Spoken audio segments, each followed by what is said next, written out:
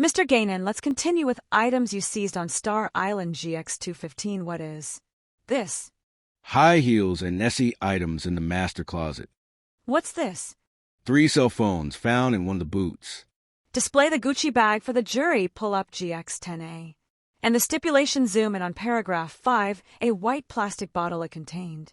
Liquid residue of meth and liquid MDMA. These pills were found with a Tesla imprint on them. These had the active ingredient in Xanax. This $100 bill had residue of cocaine. Mr. Gannon, what's this? A dark wood box with the word Puffy on the top. How do you know that this is the Astroglide? And the baby oil that you seized, how many bottles of each? 31 Astroglide, 25 baby oil bottles. Any other? Cell phones found. Yes, was a gun found in this suitcase. A .45 hold the bullets. Up for the jury, no further questions. The day of the search, you knew that Mr. Combs was leaving the country with his twin daughters. At this moment, the prosecution asked for a sidebar. Then they continued in planning the search. You knew that none of the targets of the investigation would be there.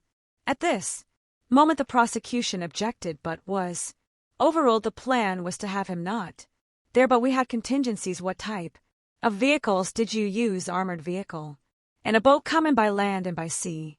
It's common practice 80 or 90 agents not all at the same time. You found 6 people and kept them in handcuffs for an hour. No, ma'am, there was one individual who wasn't happy with us and wasn't cooperating, so we kept him in handcuffs longer because he wasn't happy with cuffs. There was a music studio in the guest house, right? DX305, do you recognize this? Yes, ma'am. It's the studio. Move to admit the gun was wrapped in a towel. It didn't look like how you displayed it to the jury yesterday, right? Yes, ma'am. Did you find any photos of Mr. Combs with these firearms? We did not. Do you agree that handguns metal is easier to get fingerprint than maybe another type of device? Can't say if it's easier, but it can be done. Can you get prints off a gun easier when it's inside? I'd think so. At HSI, you have Mr. Combs' DNA, right? I don't know. When he was arrested, the government took DNA swab, right? I don't know. Hold up. The Gucci bag, the drugs were in this bag and in the puffy box, right? Yes, Your Honor. I am going to introduce a sealed exhibit with the help of it. May I approach the witness? At this moment, the defense approached the witness and the prosecution said to cut off the screens so the gallery wasn't able to see this. But the defense said, please don't say the names of the people in this photograph other than my client. Don't talk about it. Then the prosecution asked to confer with the counsel. They did. Then the deputy said, we may take the sealed exhibit down. And they continued, Agent Gannon, you live in Florida. Don't many people have guns in their homes there? At this moment, the prosecution objected and the judge told the defense to rephrase the question. Do you have guns in your home? Yes, no. Further questions. The government calls Dr. Dawn Hughes. What is your profession?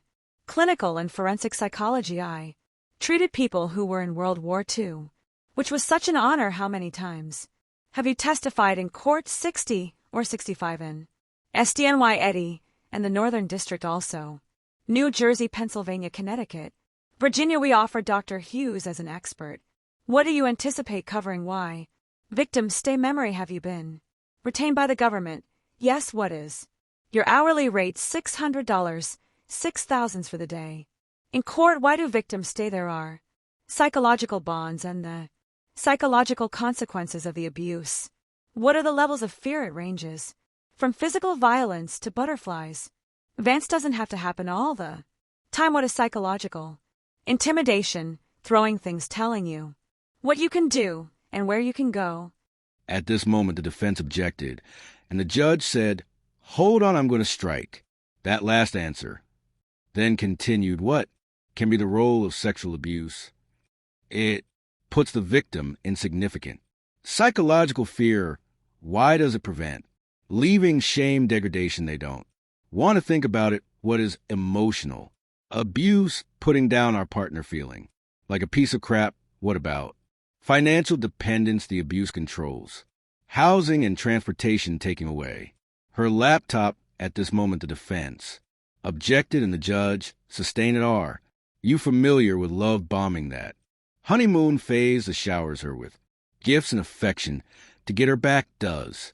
The attempt to leave happened over time. Yes, it takes multiple attempts, which is the most common coping mechanism trying to work it out because of the trauma. Bond, you don't want to lose your partner. Personal coping mechanisms, how does placating or appeasing work we're trying? To avoid abuse, what is minimization? The victim says maybe they had a bad day at work, maybe they were intoxicated.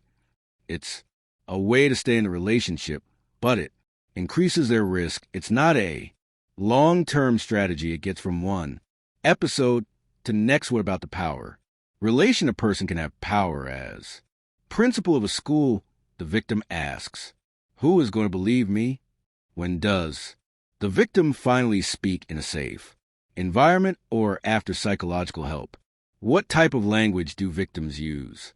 When they first speak of it, they minimize, they are piecemeal, they remember the chipping pain on the ceiling, the smell of alcohol on the perpetrator's breath. At this moment, they had a sidebar in the court, then the cross-examination began. Your clients, you observe them closely, their cognitive style. Yes, people don't fit into boxes, right? There are categories, but you have to listen to particular individuals, right? I'm not divorced from my training. When you do forensic work, you want a lot of sources of information, right? If it's relevant, you look at police reports, witness reports, and the like. Correct you're familiar with malingering. People can fabricate emotional responses. Correct, they can. At this moment, the judge said, Mr. Boats, should we break here? And the defense said, I don't have a good cliffhanger.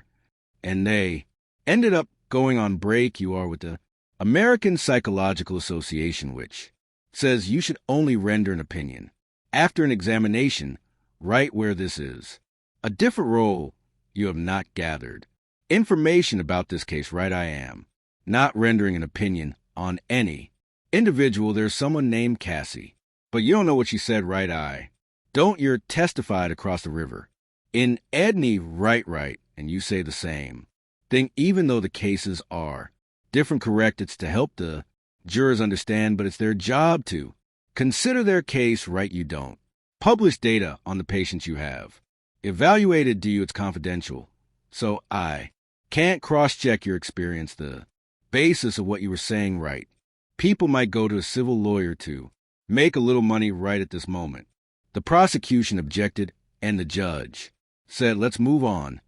In civil litigation, you might look for malingering, right? You gave a webinar about giving expert witness testimony, right? Yes, for battered women. Let me show you DX- at this moment, the judge asked for a sidebar. Does this document refresh your recollection? Let me look at it more closely. Yes, the fourth part is about navigating cross-examination, right? Yes, most of your income comes from court related work, right? No, maybe half. You've raised your rate to $600. It's been the same for some time, but you've raised it. Common year it with others. You've been retained hundreds of times, but you've never come into court and testified in defense of a man accused of a sex crime. That's correct. I don't evaluate offenders. You met with the prosecutor 6 times to prepare your testimony, right? Correct. At this moment, the prosecution asked for a sidebar and then continued. Did you discuss the topics with the prosecutors? With all due respect, it was mostly me educating them, but you know nothing about the case. Were you advising them on how to present evidence in domestic cases? Didn't you help them write briefs? At this moment, the prosecution asked for a sidebar. Once it was finished, they continued with a recross. You reviewed some filings to the court. In this case, it was all related to the subject of your expert testimony, right? Correct. In fact, we redacted you. Did you are a board-certified forensic psychologist, right? Yes. How many of those are there in New York State? I think about 40 at this moment. Another recross happened. Your defense work is almost entirely for victims of domestic violence, right? I'm not sure that's true. You work with Mr. O'Brien Steele, who was defending a woman charged with reacting To domestic violence, right? Yes. And Mr. Steele decided not to use you after.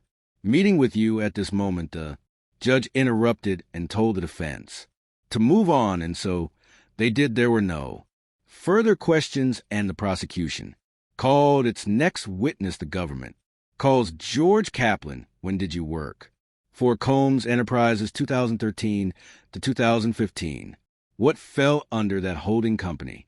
Clothing, Liquor, Entertainment. I was executive assistant to the chief operating officer. Where did you work? 1710 Broadway, NYC. What was your next position? Executive assistant to the chairman, Mr. Combs, from September 2014 to September 2015. Who did you report to? MS Karoram, KK.